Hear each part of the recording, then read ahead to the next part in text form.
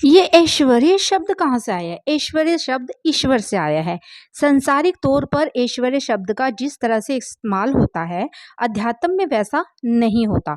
संसार में जब ऐश्वर्य कहते हैं तो हमें सुनाई देता है करीब करीब अय्यासी जैसा, मौज मजे भोग।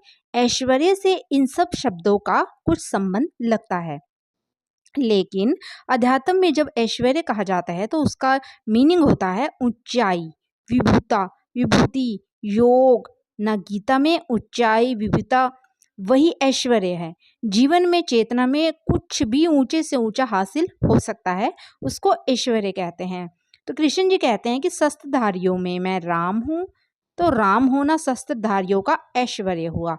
पक्षियों में मैं गरुड़ हूँ, तो गरुड़ होना पक्षियों का ऐश्वर्य हुआ। जो उच्चतम है उन्हें हासिल हो सकता है।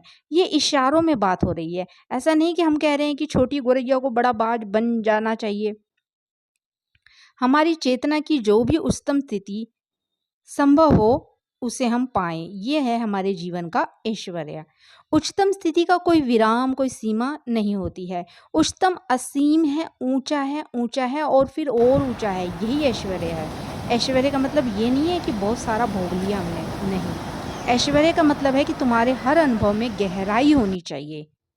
कोई भी आपको जीवन में एक्सपीरियंस हो रहा है तो उसमें डीपली गहराई होनी चाहिए, या हम जो कुछ भी कर रहे हों उसमें हम अपनी सीमाओं को और अपने बंधनों को चुनौती दें और आगे बढ़ें और आगे ही बढ़ते जाएं।